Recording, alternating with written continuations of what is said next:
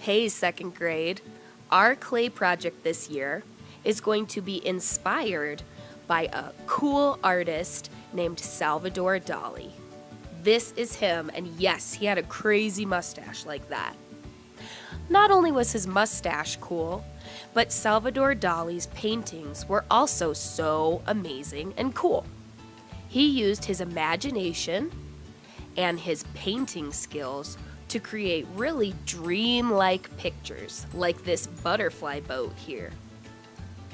But his most famous painting was of clocks that were floppy and looked like they were melting. That's what we're going to create. But we are not going to use paint to do it.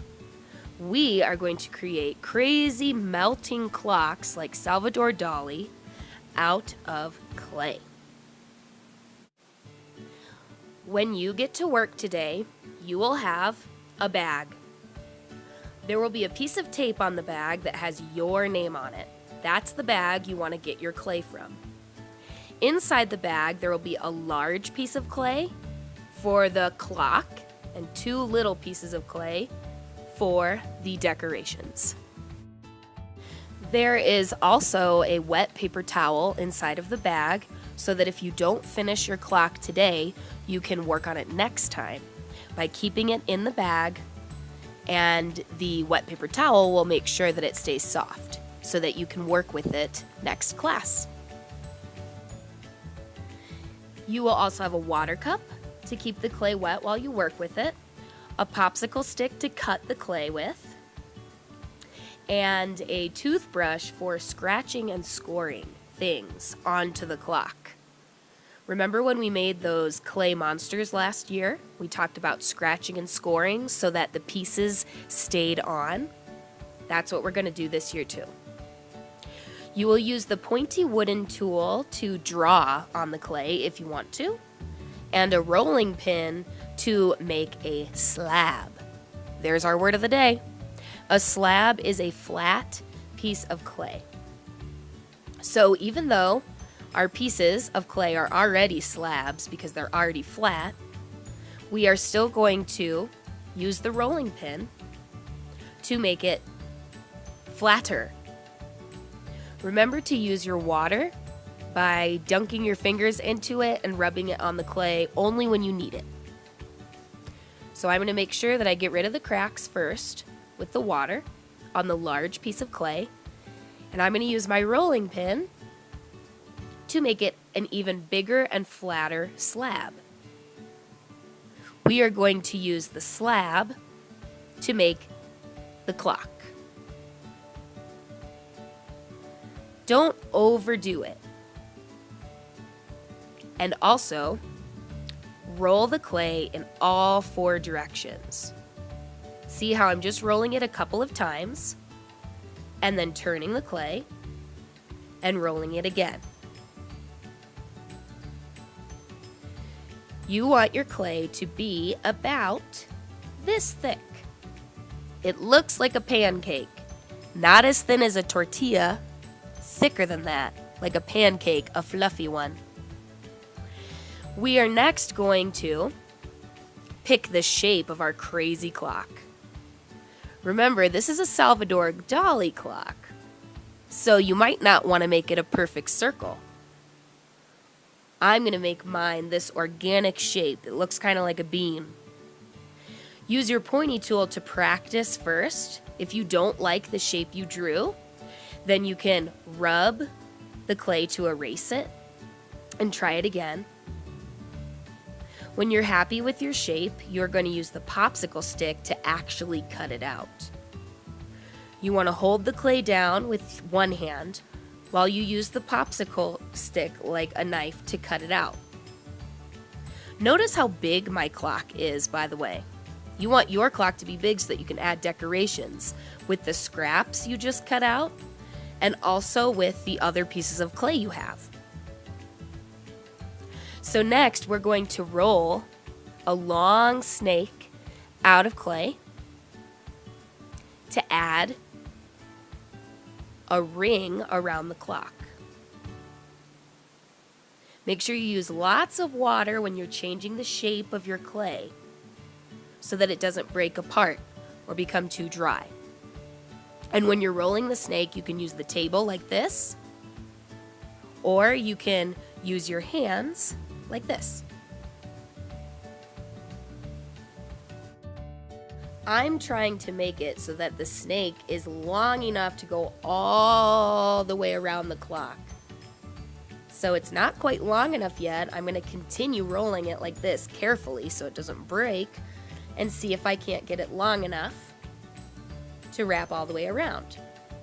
There we go. It's actually a little too long now, but I can easily cut it with the popsicle stick as well. And just in case your snake breaks apart, I'll show you how to use many pieces to wrap around the whole clock. So each piece needs to be scratched and scored with the toothbrush to attach the ring around the clock slab. So every single piece that gets added to this slab needs to be stuck on with scratching and scoring. You can't just stick it on there, because when it dries out, it's gonna fall off. Just believe me, trust me. So here you see, if your clay snake broke apart, you just stick on each piece and kind of rub the clay where it's attached to make it look like one nice piece.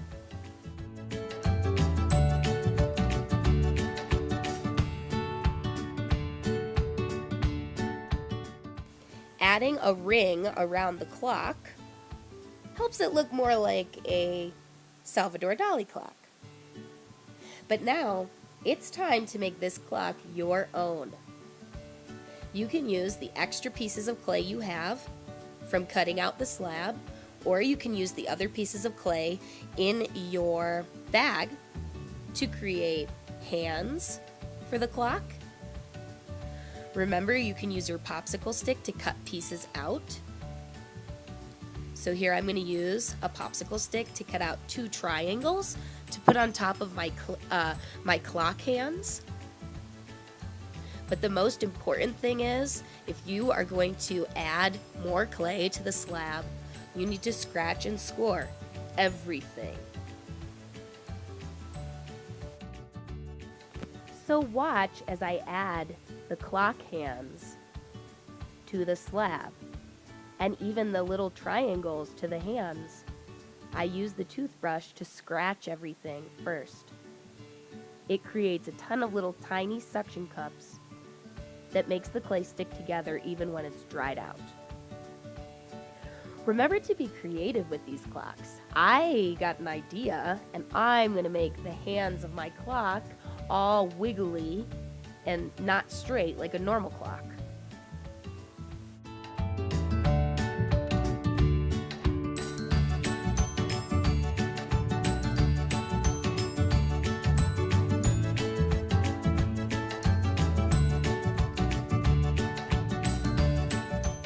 You get to decide where the hands of your clock point to.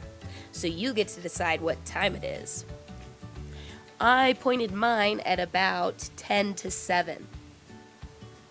But actually, I am going to use my pointy tool now to add numbers where they don't belong.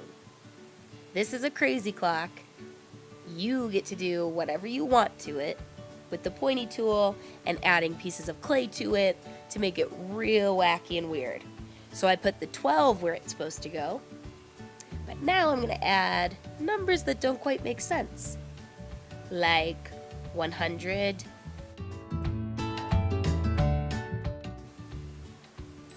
a question mark, and 50. And I'm also going to make a 1 out of clay and attach it right here.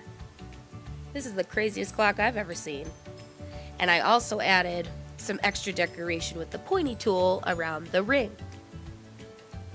This is looking really cool. I think I'm done with mine, but you might not be done with yours.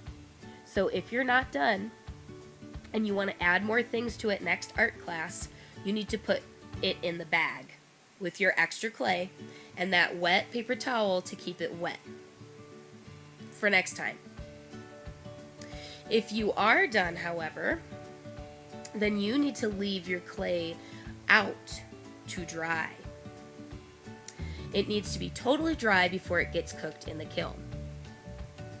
And since you're done with it now, you need to turn it over and write your name on it with the pointy tool so we know that it's yours.